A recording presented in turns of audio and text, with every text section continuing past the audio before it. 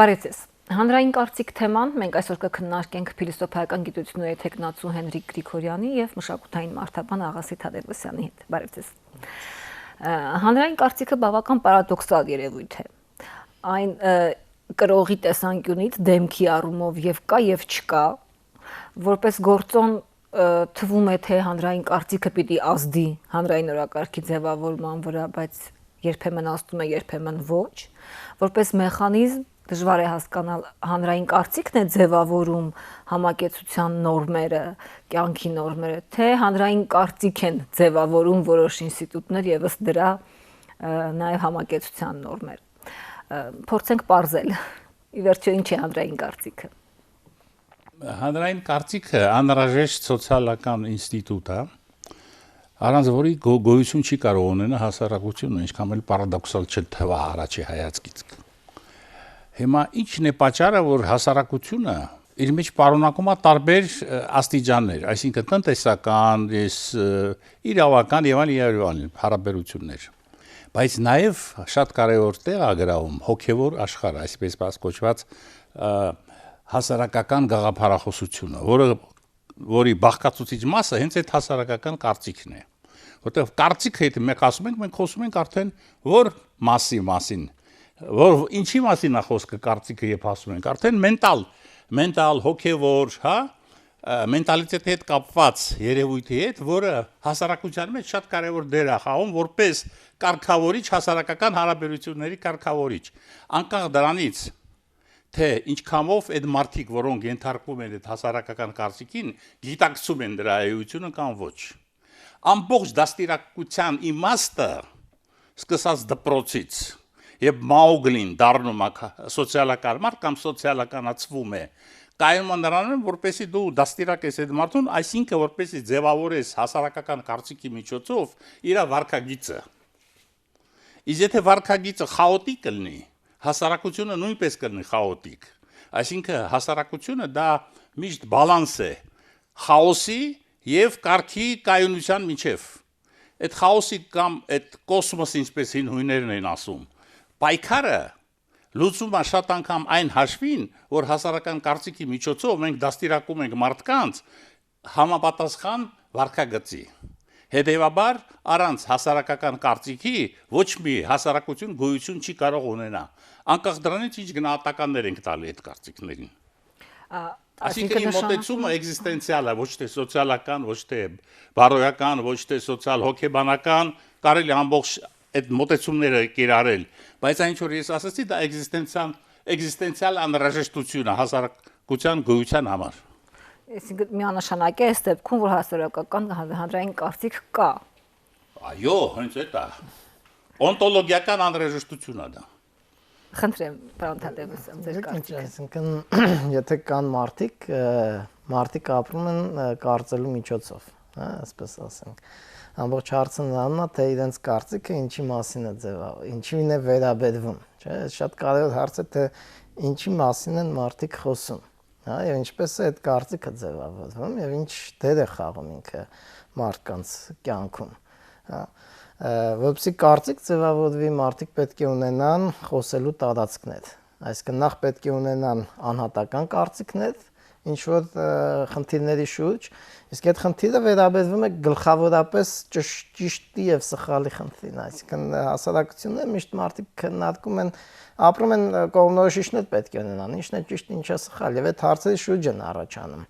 այդ անհատական կարծիքները, հետո այդ կարծիքները ինչ որ տարածքներում, որոնք որ ասենք տարբեր ժողովուրդների մեջ տարբեր են այդ տարածքները, ասենք օրինակ հին հույների մոտ դրանք դա հրապարակներ բոլորիս է հայտնի, որտեղ որ արդեն ամեն մի մարդ, ով որ հավասար է համարվում մյուսին, որտեղ այդ տարածքը պետք է հավասարների լիներ, որ կարծիք հնարավոր լիներ արտահայտել, գալիս է իր կարծիքը ասելու, չէ՞։ Այսինքն հանրային կարծիք ձևավորվելու երկու ճանապարհ կարելի է տեսնել, նախ հավասարների կոմունիկացիայի միջոցով եւ անհավասարների։ Նա եթե ինչ որ մեկը կարծիքների արդեն քննարկման ժամանակ իրան վերադասում մյուսից, բնականաբար այդ ժամանակ հանրային կարծիք ձևավորվում է եւ այդ հանրային կարծիքը լինում է այդ ավելի բարձր կարգավիճակ ունեցողների կարծիքը, իսկ նրանք ունեն ավելի ցածր կարգավիճակ, նրանք ընդհանրապես չեն էլ խոսում։ Բայց շատ կարևոր է նաև այն խնդիրը, թե արդյոք բոլոր մարդիկ պատրաստ են ինչ-որ հարցերի մասին մտածել, որպեսզի կարծիք հայտնեն եւ դա մտածել, որովհետեւ դա շատ կարևոր ունակություն է ինքնուրույն մտածելը։ Շատ դեպքերում մարդիկ գերադասում են պարզապես լսել ուրիշին եւ ընդունել մյուսի կարծիքը, համակրել մյուսի կարծիքը, ենթարկվել մյուսի կարծիքին, կամ էլ թե չէ լավագույնն է, երբ որ մյուսի կարծիքը դառնում է իրենը, դա այդ կարծիքը վերապրելն է, այսինքն այդ միտքը, որը որ մեկը ունի ինչ-որ մի բաների մասին, ապրումակցում է այդ միտքը եւ դա կարող է դառնալ իրենը։ Բայց երբ որ մարդը ենթարկվում է ուրիշի կարծիքին կամ համակրում է, երկուսն էլ ձևավորում են ենթակայության վիճակ։ Մի դեպքում համակրանքի միջոցով ոչ պարտադիր sense ճնշելու եղանակով, մյուս դեպքում մի քիչ հարկադրանքի միջոցով։ Հիմա այս խնդիրները շատ էական են եւ սրանք արմատական դեր են խաղում հասարակությունների միջև տարբերություններ ձևավորելու, այսինքն կարծիքը, որը որ դառնում է հանրային, եւ այն ճանապարհը, ինչպես այն դառնում է հանրային, կարող է որոշիչ լինել տվյալ հասարակության, տվյալ հանրույթի բնույթի պայմանավորման հարցում, հա։ Փաստորեն երկու ծայրահեղություն կա, երբ ասվում է հանրային կարծիք, հասարակական կարծիք, հենց դա էլ կարծես թե նկատի է առնվում, որ ոչ բոլոր մարդիկ են, որ անհատապես մասնակցում են այդ կարծիքի ձևավորմանը, հանրային կարծիքը կարծես մի գործիք է, որով ուղղակի մարդիկ ապրում են, բայց բոլոր մարդիկ չէ, որ ամեն անգամ ստեղծում են այն գործիքը, որը օգտագործում են։ Միևնույն ժամանակ, եթե դա մենթալ խնդիր է, հանրային, այսինքն կարծիք է, ենթադրվում է, որ նախ պիտի մարդը կարծելու, մտածելու ունակություն ունենա, կարծիք հայտնելու հնարավորություն ունենա եւ ապա միջավայր լինի այդ կարծիքների, որպեսզի հանրային կարծիք ձևավորվի։ Դա հակասում է կարծես թե առաջին մեկնաբանությանը, որովհետև հանրային կարծիքը պետք չէ անընդհատ ձևավորել, կարծես թե նա ինքնաձևավորվող եւ ինքնապարտադրվող մի բան է։ Չկա հակասություն, համաձայն չեմ։ Այսինքն դեմք ունի թե չունի այդ հանրային կարծիքը եւ ով է ներկայացնողը դրան։ Այստեղ գիտեք, ինչ կա, հակասությունը ֆենոմենալ դրսևորում է եւ էության մեջ է։ Էությունը այն է, որ առանց հասարակական կարծիքի, նույնիսկ այն մարդիկ, որ չունեն ունակություն ձևավորել, այլ ենթարկվում են, նրանք միևնույնն է պարտադրված են ձևավորվել, ինչպես նաև այն մարդիկ, որոնք ստեղծում են այդ կարծիքները իրենց խելացի մտքերով, ենթադրենք։ Բայց հասարակական կարծիքը էական, էյդետիկ մակարդակով, ոչ թե մակերեսային ֆենոմենալ մակարդակով, անհրաժեշտ են, որպեսզի մարդիկը սոցիումը կարողանա գոյատևի։ Այսինքն այս տեսակետից կարծիքը դրամա ես նմանեցնում եմ հասարակական կարծիքի ձևավորումը եւ դաստիարակչական process-ի հետ։ Մեծ սերունդը պարտավոր է մատաղ սերունդին դաստիարակի։ Ոնց է դաստիարակում։ Չի կարելի այս բանը անել։ Այս բանը չի կարելի այս ձևի հակվել։ Այս խոսքերը չի կարելի։ Եվ այլն, այստեղ ոչ թե ճշմարտության եւ սխալի, այլ լայն իմաստով դաստիարակչության խնդիր է կարծիքի միջոցով։ Կարծիքը կարող է հիմնավորված լինի, կարող է հնացած լինի, հա։ Կապ չունի, նա միևնույնն է իր կարգավորիչ դերն ամենակարևորը, որը որպես սոցիալական ինստիտուտ, կարծիքը դա սոցիալական ինստիտուտ է, որը ունի առաջերտին կարգավորիչ գործառույթ հասարակության կյանքի։ Հասկանում եք, եւ արդեն այն որ կան մարդիկ, որ իրենք են ակտիվորեն ազդում, կամ մարդիկ, որոնց մեծամասնությունը չեն կարող ուղղակի ենթարկում են, սա երկրորդական հարց է։ Բայց խնդիրն անում է, որ այդ կարծիքը նաև իշխանության ձևավորման հիմնարար պայման։ Իհարկե։ Այսինքն կարծիքը իշխանությունը նախա պետական հասարակություններում նույնպես հասարակական կարծիքի միջոցով այդ նախնադարյան մարդը դաստիարակում էր մատաղ սերունդը ինչպես պետքա նա վարվի, ինչպես պետքա տեխնոլոգիա բանը սարքի իր գործիքները եւ այլն։ Այսինքն գիտեք, ես իշխանություն ասում մի քիչ ավելի լայն եմ հասկանում, այսինքն ոչ այդքան պետական շրջանը, ոչ միայն պետական շրջանը, այլ մինչ պետական, այսինքն մարդը միշտ ունեցել է իշխանություն, երբ որ ինքը բնությունից տարանջատվելու մշակութային է դարձել, որովհետև այս առումով իշխանությունն ասելով ավելի շատ ես հասկանում եմ բնութագրել այն, ինչ որ համարվում է նորմալ։ Այսինքն ձևակերպել ճիշտ, սահմանել նորմալը։ Ով սահմանում է նորմալը, նա էլ իշխանություն։ Կայուն գոյատևում։ Ցանկացած իշխանությունը առաջի խնդիրն է, ոչ թե իշխել, այսինքն անձնական շահերով պրիմիտիվ, հարստանալու իմաստով, այլ ոսպիսի այդ հասարակությունը որպես սոցիալական միություն, որպեսի նորմալ կայուն գոյություն ունենա։ Իսկ նորմալ կայուն կարելի ասել, գոմեոստազը որպեսի պահպանել, ի՞նչն է խանգարում գոմեոստազը, աղետները, պատերազմները եւ մարդկանց ըմբոստ ինքը պետք է կայուն պահի, իսկ կայուն պահելումը պետք է հասարակական կարծիքի միջոցով այդ կարգավորիչ գործառույթը իրականացնի։ Դու չես կարող այդքան մարդուն, այդքան 1000 հոգի ընդհանրեն նախնադարյան ինչ որ ցեղա։ Չես կարող կարգավորես դրանց գոյատևումը, եթե չես իշխում։ Խաոս կլինի, ամեն մեկը ինչ ուզենա, այն էլ կանի։ Որպեսզի դա չլինի կամ բիր ուժա օգտագործվում, կամ հասարակական կարծիքը։ Կարծիքի միջոցով ձևավորվում է իրականությունը։ Այո։ Եվ այդ շատ էական է, թե ինչպես է ինքը փոխվում, հա։ Եթե գործ ունենք մշակույթի հետ, որը ավելի հակված է կայուն, այսպես չփոխվող աշխարհ ունենալի շուրջը, հա, հանրային կարծիքը կարող է հազարամյակներ շարունակ կրկնել նույն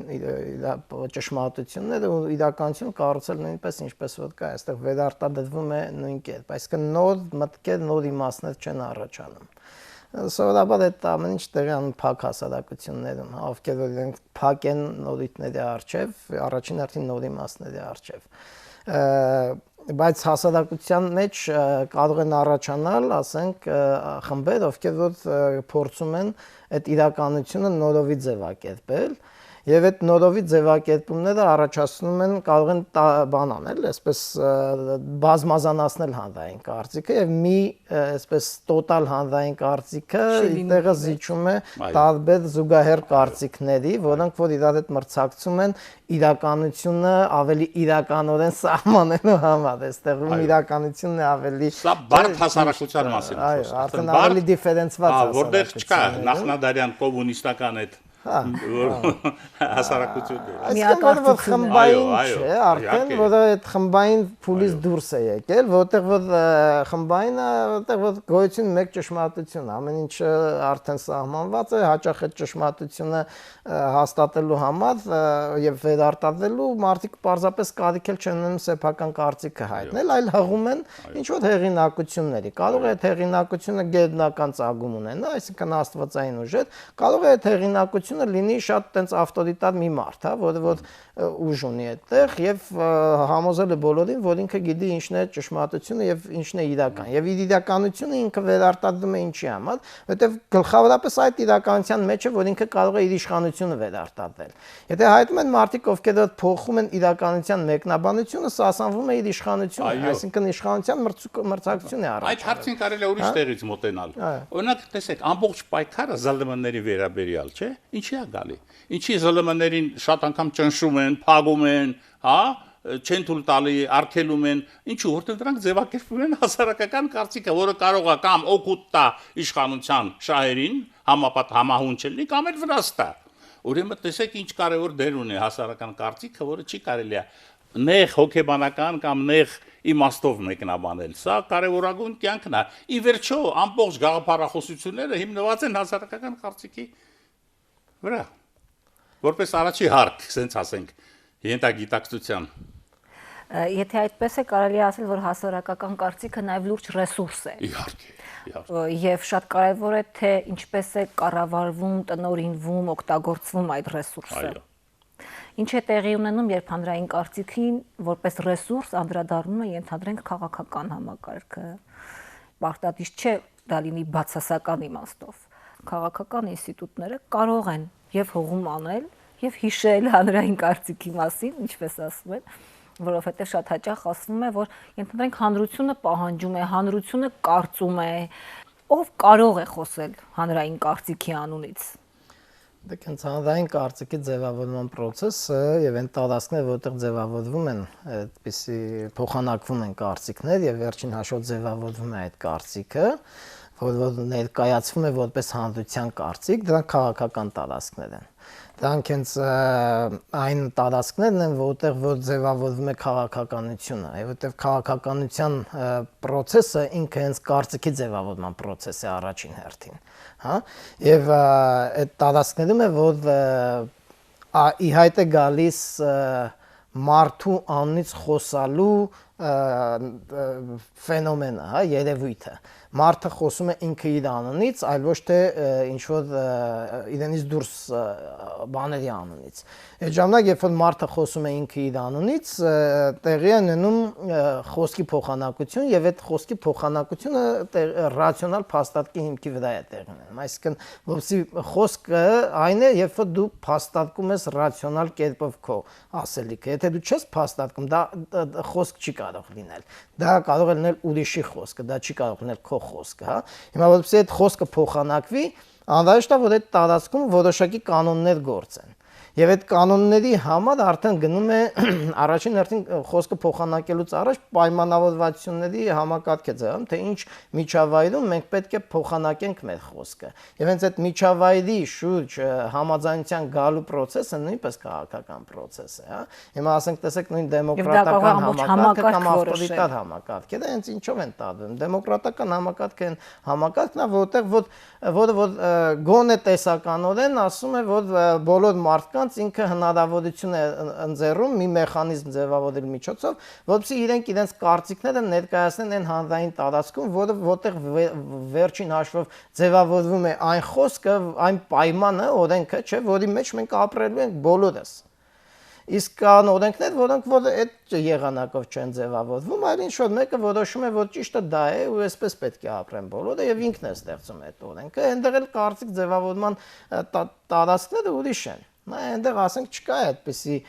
հորիզոնական տարածք։ Այնտեղ ասենք փակ տեղերում է դա տեղի ունենում եւ վերևից ներքև դա ոչ թե քննարկման ճանապարհով է փոխանցում այդ կարծիքը, այլ պարտադրման։ Եվ եթե որևէ մեկը չի կիսում այդ կարծիքը, նրան կարող են պարզապես գլխատել։ Որովհետեւ ինքը իր ավելորդ գլխով չխանգարի, հա, այդ տիրապետող կարծիքի։ Ինչ դա եղել է պատմության մեջ։ Իհարկե, եղել է մինչև վերջին ժամանակները, երբ որ ասենք փոխվեցին այդ բաները։ Եվ վերջը պարտադիր չէ ֆիզիկապես գլխատել, կարելի է ուղղակի ոչնչացնել այդ։ Դա եղել է մինչև 15-16-րդ դարերը, երբ որ ի հայտ եկավ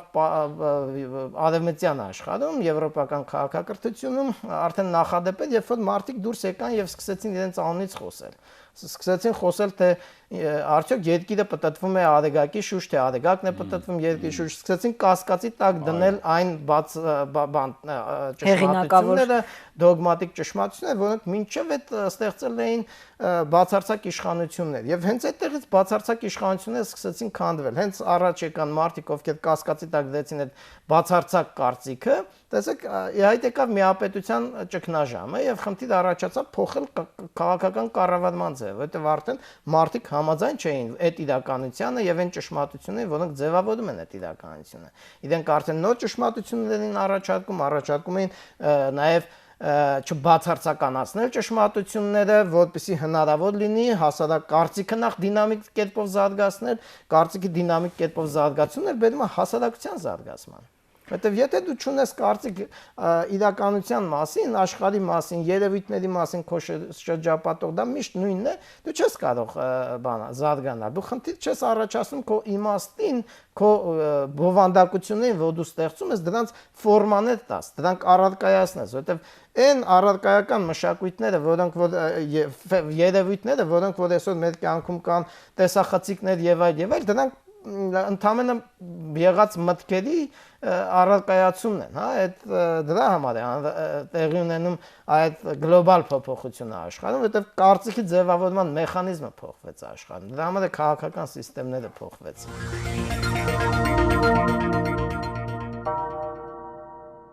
Շարունակում ենք զրուցել հանրային կարծիք թեմայի շուրջ, տաղավարում մեզ հետ են փիլիսոփայական գիտությունների թեկնածու Հենրիկ Գրիգորյանը եւ մշակութային մարդաբան Աղասի Թադևոսյանը։ Զրույցի առաջին հատվածում մենք կարծես թե ամփոփեցինք առաջին հատվածը այն կարծիքով, որ հանրային կարծիքը պիտի փոփոխվելու հնարավորություն ունենա, որպեսզի եւ այդ փոփոխություններն են, որ պայմանավորում են առաջընթաց հասարակության։ Բայց մյուս կողմից էլ հանրային կարծիքը կարծես մի քիչ պահպանողական երևույթ է։ Ի տարբերություն անհատական կարծիքի, որ կարող է արագ փոխվել եւ ի վերջո ինքն է պատասխանատու իր կյանքում եղած փոփոխությունների համար, երբ ասվում է հանրային կարծիք, կարծես մի քիչ ավելի ավանդական, մի քիչ ավելի կենսափորձ պարունակող, ինչպես ասում են, ժամանակի փորձությունը անցած եւ իր ճշմարտությունը հաստատած մի բան ենք պատկերացնում։ Այս դեպքում ինչպես է տեղի ունենում բախումը եւ այդ ճգնաժամը ինչպես է հաղթահարվում, երբ անհրաժեշտություն կա փոփոխություններ անելու, բայց հանրային կարծիքը որպես կյանքը կարգավորող մեխանիզմ չի կարող դադարել գոյություն ունենալուց, իսկ առաջընթացը պահանջում է փոփոխություններ, այսինքն նոր հանրային կարծիքի կարծես թե ձևավորում է պահանջում այդ հին եւ նոր հանրային կարծիքների բախումը ինչի կարող է հանգեցնել կամ ընդհանրապես բախվում են արդյոք հանրային կարծիքները հին եւ նոր։ Սա բնական հակասություն է նորի եւ հինի միջև։ Բոլոր դեպքերում հասարակական կարծիքը գոյություն ունի եւ այն դեպքում եւ դա ավանդական կոնսերվատիվ իմաստ ունի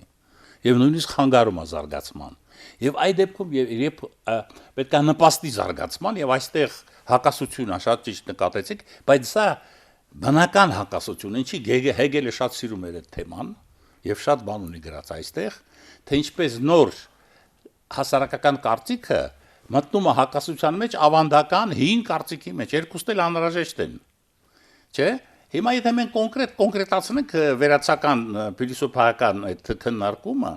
օրինակ տեսեք այդ Կարմիր խնձորի պատմությունը ավանդական կարծիքը, չէ՞, կապված դրա հետ։ Ինչպիսին էր ավանդական հասարակության եւ ինչպիսին է այսօր։ Այսօր առանց հումորի չենք ընդունում այդ բանը, չէ՞, ավանդական կարծիքը կապված Կարմիր խնձորի հետ, արարողության հետ կապված եւ այլն։ Ուրեմն դինամիկան այնպիսին է, որ մի կողմից, բայց մենք հասկանում ենք ինչի էր դա կար։ Եվ նույնիսկ արժեքն ենք հասկանում պատմաբանորեն, որը հնացել է այսօր։ Հնացել է, որտեղ մարդկանց պատկերացումներն են փոխում, հասարակությունը զարգացման կարիք ունի, զարգացման կարիքի անհրաժեշտության պատճառով հասարակական կարծիքներն են փոխում համապատասխան եւ նպաստում են այդ զարգացման եւ մտնում են հակասության մեջ ավանդական կարծիքների։ Ուրեմն կա ինչ-որ մի բլոկ ավանդական կարծիքների մեջ, որը մնում է անփոփոխ եւ կա ինչ-որ մի բլոկ, որը փոխում է, փոխվելուց նորից դառնում է ավանդական։ Հասկանում եք, սա դիալեկտիկական հակասություն է եւ անհրաժեշտություն է, սա բնական հակասություն է։ Իսկ բոլոր դեպքերում մենք պետք է հասկանանք, որ անկախ այդ հակասություններին ավանդական եւ ժամանակակից, այսինքն հասարակական հանրային կարծիքի դինամիկայի մեջ, եթե ուզում ենք հասկանանք process-ը, ուրեմն մենք պետք է հասկանանք բոլոր դեպքերում հասարակական կարծիքը անհրաժեշտ պայմանն է սոցիումի գոյության եւ գոյատևման համար։ Եվ շատ կարևոր է, որպեսզի հասկանանք այդ հակասությունը, պարզ տարբերակենք, գիտեք ինչ, հանրային կարծիքը անհատական կարծիքից։ Որտեղ միշտ չի, որ անհատական կարծիքը կարող է հանճար լինի, բայց չդառնա հանրային կարծիք։ Անհատական կարծիքը, չէ՞, շատ հանճարեղ մարդիկ շատ բան են հայտնել իրանց կարծիքով, շատ խելացի, բայց չեն այդ ասածները չեն մտնում այդ ֆոնդի մեջ, հանրային կարծիքի մեջ։ Ինչու է տարբերվում, որտեղ հանրային կարծիքը դառնում է օբյեկտիվ, ոչ թե սուբյեկտիվ կարծիք, դառնում է օբյեկտիվ, բոլորի կողմից ընդունված, ասենք սենց, հա, եւ անհրաժեշտ։ Իսկ խելացի անհատի կարծիքը կարող է լինի պատահական եւ ոչ անհրաժեշտ։ Բայց մենք հիանում ենք, կարող է հասկացողը շատ քիչ լինի։ Հասկանում եք, բայց դա չի դառնում հանրային կարծիք։ Այսինքն այստեղ շատ կարևոր է թե ով է հանրայնացնում այդ կարծիքը, որտեղ ցանկացած կարծիք ծնվում է սուբյեկտիվ իրականության մեջ, որևէ մեկի մտքում, որևէ մեկի ուղեղում կամ մի խմբի ընդհանրենք փոքր խմբի կարծիք է լինում, որpիսի այն դառնա հանրային, կարծես պետք է հրապարակ դուրս բերվի այդ կարծիքը եւ ըստ հանրության ռեակցիայի որոշվի դա հանրային դառնալու հնարավորություն ունի թե չունի։ Դա բնական process է որոշումը, ոչ թե ձայների մեծամասնությամբ, այլ բնական ձևով ընդունում են մարդիկ ընդունում են միանգամից դա ու դառնում է որպես կանոն։ Եթե ամեն ինչ այդքան բնական է, ինչու են երբեմն խոսում այն մասին, որ հանրային կարծիք չկա, այնինչ ձևավորում են տարբեր ռեսուրսների եւ մեխանիզմների միջոցով, հետո էլ անունը դնում են հանրային կարծիք, դա էլ համարվում է հանրային կարծիք, այսինքն միշտ չէ որ բնական է տեղի ունենում։ Իդեալում է միգուցե բնական, բայց արդյոք այսօր իսկապես բնական են այդ գործընթացները բոլոր տեղի ունենում։ Մենք զարգանում ենք նախորդ մեր հանրության կողմից ձևավորված կարծիքներով։ Իսկ նոր սերունդը սկսում է որոշ փոփոխություններ մտցնի այդտեղ։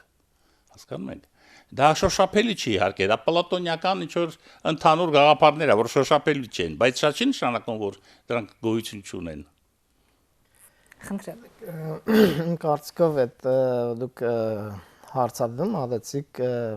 ինչպես է առաջանում այդ բախումը հասարակության Այո, հին եւ նոր կարծիքների հանրային։ Եվ արդյոք որտեղ են առաջանում նոր կարծիքներ եւ որտեղ է հնարավոր ընդհանրապես բախում, հա։ Իմ կարծիքով դա շատ խորքային անհատական խնդիր է նաև,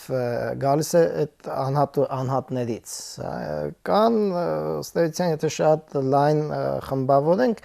երկու մեծ խումբ կարելի է անհատների առանձնացնել, որոնցից մեկ կարելի է համարել ավարտուն ինքնությամբ անհատներ, իսկ մյուսը անավարտ ինքնությամբ անհատներ։ Այսինքն ավարտուն ինքնությամբ անհատները հիմնական են անհատներն են, ովքեր որ իրենց ինքնությունը ձևավորվում է արտաքին դրսից տրված այդ իմաստներով, ինքը սնվում է միայն, ասենք, ավանդույթից, սովորույթից, այդ նույն գործող հանրային կարծիքից, եւ ինքը կարի իր համար փակված է ինքնության հարցը, հա, բայց կան մարդիկ, ովքեր որ այդ արտաքին անհրաժեշտություններից դուրս, հա, ունեն ներքին անհրաժեշտություն։ Իր ներքին անհրաժեշտությունը գալիս է իր ճանաչողական մղումից, որտեղ մարդը ճանաչողական մղում ունեցող արարած է, հա։ Եվ երբ որ այդ ճանաչողական մղումը մարդը, այդ անհատը ինքը իր մեջ զգում է, ինքը բացահայտում է, որ իր ինքնությունը ավարտուն չէ։ Եվ ինքը իր ինքնությունը պետք է անընդհատ կառուցի։ Այդ տիպի անհատները ամբողջ կյանքում չեն էլ ավարտում իրենց ինքնությունը, բայց իրենք անընդհատ զարգացնում են այդ ինքնությունը այդ անավարտության զգացողության պատճառով։ Եվ հենց այդ անավարտության զգացողության պատճառը անհատի մեջ բերում է այդ անընդհատ իրականությունը նորովի տեսնելու, նոր դիրքեր գրավելու, հետո ինքը երբ որ փորձում է իր այդ անավարտությունը լրացնել, ինքը մի դիրքից մյուս դիրք է գնում։ Այդ դիրքից իրականությունը ուրիշ ձև է երևում եւ ինքը սկսում է դրա մասին կարծիք հայտնել, հա։ Այդ կարծիքը, երբ որ մարդ համոզված է այդ կարծիքի մեջ, դա դառնում է սովորական կարծիքը համոզմունք։ Երբ կարծիքը դառնում է համոզմունք, ինքը վարակիչ բան է դառնում։ Նույնիսկ այն մարդիկ, ովքեր որ ավարտուն ինքնություն են, իրենք սկսում են կասկածել իրանց ինքնության ավարտունության մեջ։ Հա ցեցակցում ժողովրդական խոսքով ասած այդ տիպի անհատները եւ այդ տիպի անհատներն են, որ բախումներ են ձևավորում, կայծեր են առաջացնում այդ բան մոնոլիտ թվում է թե կայուն հասարակության մեջ եւ հենց այդ կայծերն էլ անդադ հանրային կարծիքը թարմացնում են, լինում են, որ շատ արմատական հեղափոխական բաներ եւ ասենք կարող է կարծիքների հեղափոխություն լինի, այդ հասարակությունը ընդհանրապես հրաժարվի իր նախկին բոլոր այդ ճշմարտություններից եւ ընդունի նոր բաներ, հա։ Այնպես որ իմ կարծիքով այդ տիպի ոչ ավարտուն ճշմարտությամբ անհատները, եթե քանակապես շատանում են, իրենք հասարակությանն են սարքում, ոչ ավարտուն, անավարտ ինքնությամբ հասարակություններ։ Այսինքն մի հասարակություն, որը որ իր ինքնությունը ոչ թե համարվում է այսպես հայտնի իր համար, ոնց որ մեր հասարակություն ունենք այդպիսի մի մաս, չէ՞, մեր հայ հասարակության, որ իրենք գիտեն, որ ինչ որ հայը ինչ որ մի կայուն ինքնություն ունեցող մեկն է ու կարող են, եթե հարցնես, ինքը 15-20 հատկանիշ կարող է թվարկի, ասի հայը այսպեսին պետք է լինի։ Մենք գիտենք նաև այսօրվա ինչ որ գործիչներ, ովքեր փորձում են ձևակերպել, սահմանել ու սահմանափակել հայի սահմանը, չէ՞։ Բայց կան մարդիկ, ովքեր որ ասում են չէ, ես էլ եմ հայ, բայց ասենք ձեր սահմանումների մեջ չեմ մտնում, որովհետև ես նոր դիրքից եմ նայում իմ ազգային, իմ անհատական ինքնությանը եւ այն իմ անհատական ինքնության մասը կազմող ազգային ինքնությանը։ Եվ ես ուզում եմ փոխել այդ ազգային ինքնությունը, որովհետև ես չեմ ուզում հրաժարվել իմ ազգային ինքնությունից, բայց նաեւ ուզում եմ անդադ փոփոխական դարձնել այդ ազգային, հա։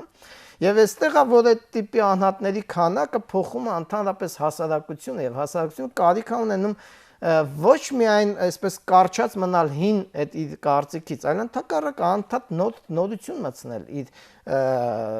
կյանքում, այն իմաստով, որ փորձել նորովի նայել երևույթներին եւ այդ նորովի նայելը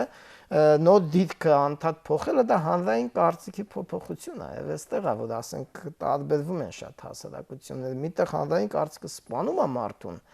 անհատական կարծիք ունենալու հնարավորությունը, անհատական ոճը ցուցադրելու, որտեղ ոճը գալիս է իր այդ ներքին բովանդակությունից, չէ՞, ինքը ուզում է առարկայացնի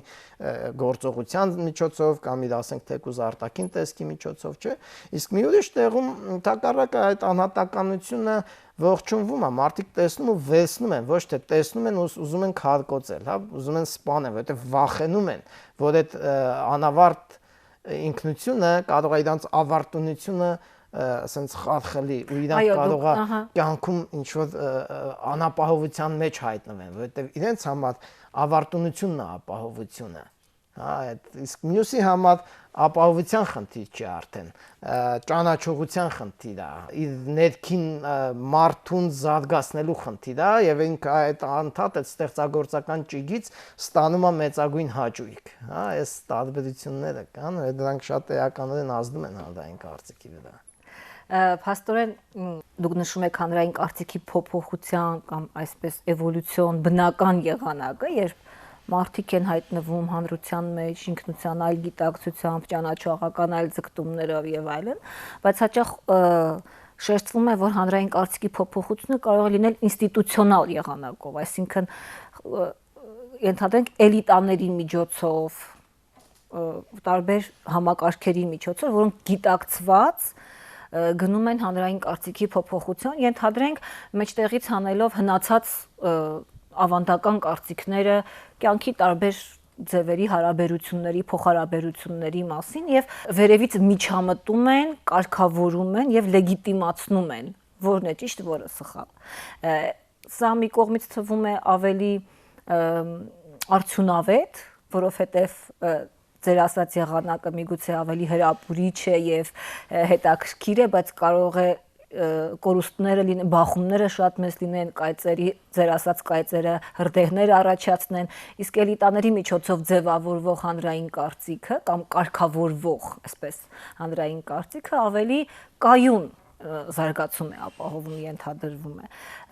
Արդյոք ժամանակակից հասարակությունները հանդուրժում են այդ տեսակետը, որովհետև դա նշանակում է ավելի այսպես ինստիտուցիոնալը, նշանակում է էլիտարացված մոտեցում, ինչ որ խումբ է որոշում, ենթադրենք որևէ հարաբերություն մարդկային, ճիշտ է դա, թե սխալ է։ Հիմա դա լեգիտիմացնենք, խրախուսենք, թե հակառակը փորձենք հրաժարվել դրանից։ Ինձ թվում է, որ այստեղ ինստիտուցիոնալ փոփոխությունները, ինչպես նաև բնական ստեղծված, հա, ասենք անհատի ստեղծագործական ստեղծված, հա, երկուսն էլ իհարկե գործում են այդ կարծիքի ձևավորման մեջ, process-ի, գործընթացի մեջ։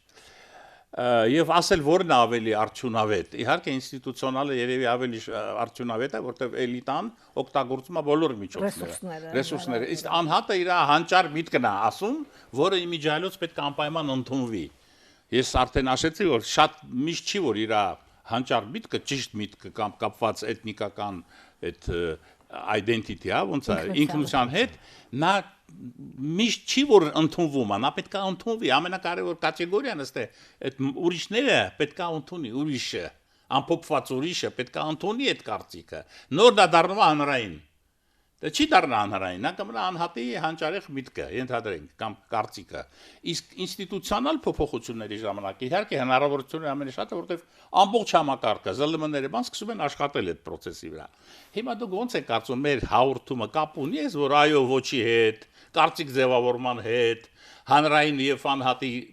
ձևավորման հետ, նոր սահմանադրության եւ հին սահմանադրության առավելությունները եւ բացասական կողմերը քննած ուղղակի կապի մեջ է։ Մեր այս ձեր հաղորդումը, մեր հաղորդումը ուղղակի կապ ունի տերակտի հետ հիմա։ Չէ որ տերորիստի հիմնական խնդիրն է ազդել հասարակական գիտակցության վրա, կարծիքի վրա։ Հիմնական կարծիք, որովհետև վախ պետք է առաջացնի խոճապ հասարակական կարծիքի վրա, որտեվ նա չի կարա զավթի իշխանություն տերորիստը, նա ուղղակի վախ է առաջացնում, կարծիք է ձևավորում, եւ եթե մենք շատ ուշադիր ուսումնասիրեինք, մոռացել ենք բոլշևիզմի պատմությունը, մենք պետք է հիշենք ինչի, օրինակ բոլշևիկ Վլադիմիր Իլիչ Լենինը ասեց իր եղբորը, մենք կգնանք ուրիշ ճանապարհով, որտեվ նա տերորիզմի միջոցով էր ուզում, հա, իշխանության փոփոխություն անել։ Ասում եմ մենք կգնանք ուրիշ, բայց ուրիշ ճանապարհը terrorism-ը չի բացառում։ Ուղղակի ավելի կոմպլեքս այն, այսինքն ձևավորելով հասարակական հանրային կարծիքը թերթի միջոցով։ Իսկ երբ իշխանություն վերցրեցին բոլշևիկները, շատ լավ կարմիր terror կազմակերպեցին, բայց արդեն օգտագործելով պետական ռեսուրսը։ Ահա որ բաներն է, երբ terrorist-ը օգտագործում է պետական ռեսուրսը։ Իսկ երբ չունի պետական ռեսուրս, արդեն նա փորձում է ազդի գիտակցության վրա վախ ստեղծելով։ Երևակայության վրա է ազդում, վախեցնելով, վախ առաջացնելով։ Շատ կարևոր բան կա, տարբերակման խնդիր կա նաև, այսինքն էլիտաների բնույթի միջև, հա, այսինքն նախ թե ինչպես են այդ էլիտաները ձևավորվում, որովհետև կան էլիտաներ, որոնք որ փակ իրացիոնալ էլիտաներ են, որոնք ձևավորվում են հենց այդ մեխանիկական ճանապարհով, եթե դու ծնվել ես այդ թագավորական դինաստիայում եւ քեզ վերագրվում է ազնվականական ծագում, հա, այդ մի տեսակի էլիտա է, բայց մի ուրիշ տեսակի էլիտա է, որը որ ձևավորվում է մարդու անհատական, ստեղծագործական ունակության, բացահայտման ռեալիզացման ճանապարհով, հա, երբ որ ինքը ռեալիզացնում է իր այդ ստեղծագործականությունը, այդ բաց էլիտաները ձևավորվում են հենց այդ տիպի անհատներից։ Հա, որոնք որ ներքևից աշճանաբար ռացիոնալության հիմքի վրա գնում հասնում են վերև, այդ մեկ։ Փակ էլիտաները իրենք չեն փորձում հասարակության մեջ ձևավորել դիֆերենցված ինստիտուտներ եւ համագործակցել այդ ինստիտուտների հետ եւ իրենց կարծիքը ձևավորել այդ ինստիտուտների եկող այդ կարծիքների վրա, որը որ այսպես ինքն այդ ինստիտուտները նույնպես կարողանում են ավելի լայն տարածություններ հանրային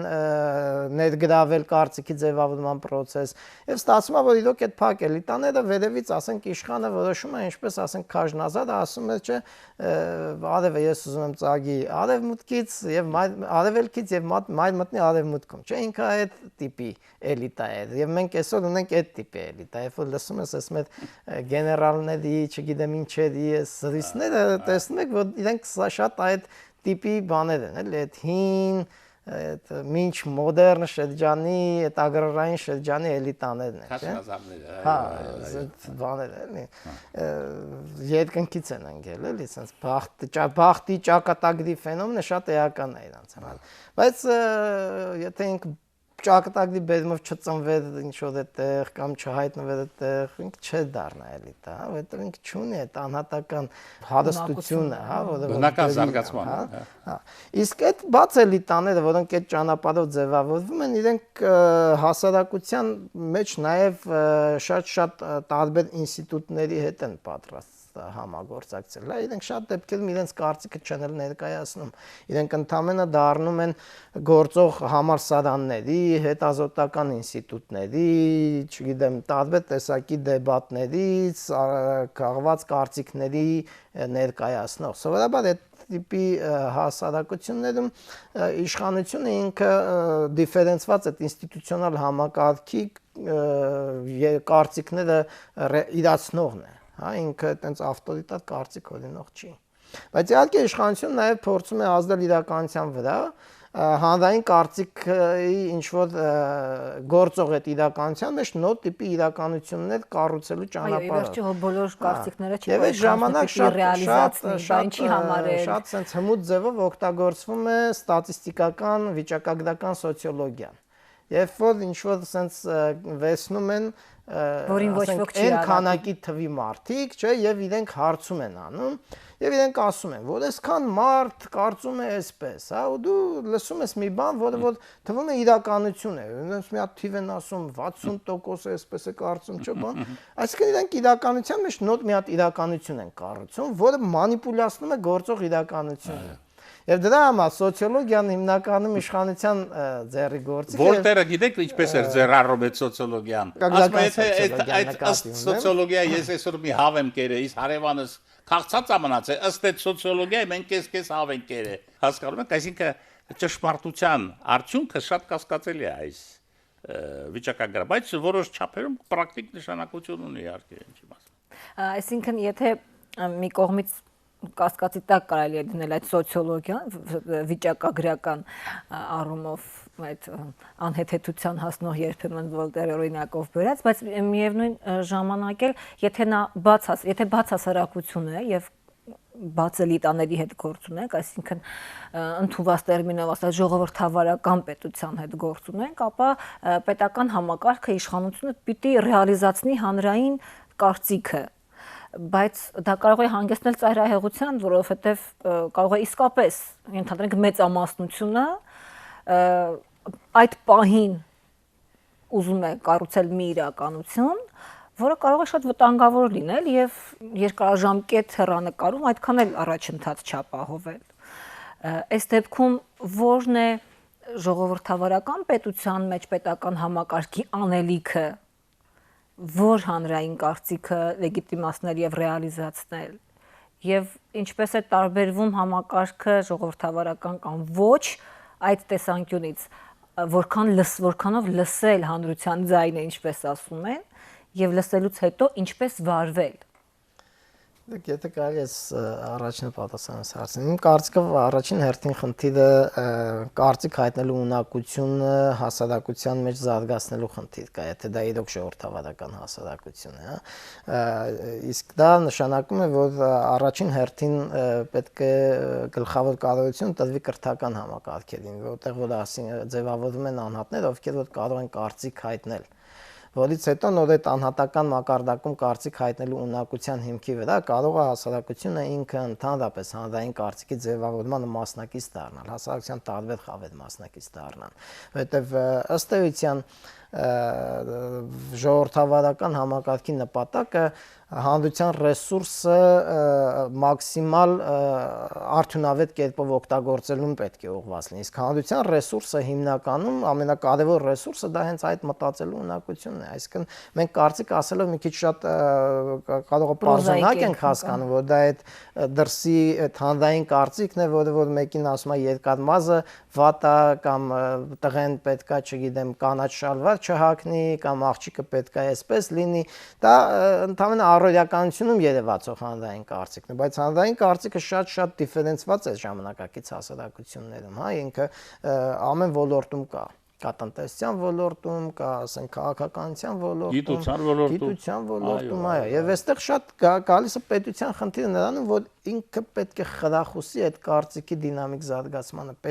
պետական ինստիտուտի գլխավոր ֆունկցիան եւ ըստ էության միակ ֆունկցիան այդ կարծիքի զարգացումն է, որովհետև դա հենց այդ պետության ու այդ հասարակության բարօրության հիմքը կարող է դառնալ։ Առանց դրա ինքը դառնում է սպառող այն պետությունների եւ այն հասարակությունների, ովքեր որ ստեղծում են այդ կարծիքը։ Եվ դրա համար էլ այսօր աշխարհի վրա իշխում է այն մասը, ով որ կարծիք ձևավորող մասն է։ Այո։ Իսկ նրանք, ովքեր որ իրենք կարծիք ձևավորել ունակություն իրենց հասարակություններում չեն զարգացնում, իրանք sense տենց հայտնվում են իշխանության տակ աշխարհի եւ հետո բողոքում են, թե ինչի հավասարություն գոյություն չունի, որովհետեւ գոյություն չունի, որովհետեւ դուք ինքներդ հավասար չեք մոտենում ձեր հասարակությանը, որովհետեւ դուք չեք ուզում բարձրացնել ձեր մարդկանց։ Եվ ձեր կարծիքը ոչինչ չարժի։ Այո։ Սա սովերենության հարց է նաեւ։ Գալիս հասնում եմ ինչև պետական իշխանության խնդրի եւ հեղինակության, ինչպես շատ են, չէ, այսօր խոսում նաեւ մեզանում բարձրացնենք պետության հեղինակությունը, վարկը աշխարհում։ Եթե դու կարծիքը հաշվի չեն առնում, ո՞նց բարձրացնես։ Ուղիղ կապ ունի, ենթադրենք, հանրային կարծիքը հաշվի առնելու եւ խրախուսելու հետ կարծիք ունենալը։ Շնորհակալ եմ այսօրվա զրույցի համար։ Երրորդ հազարամյակի տարաղավարում հանրային կարծիք թեման կշարունակվի։ Ամենայն բարիք։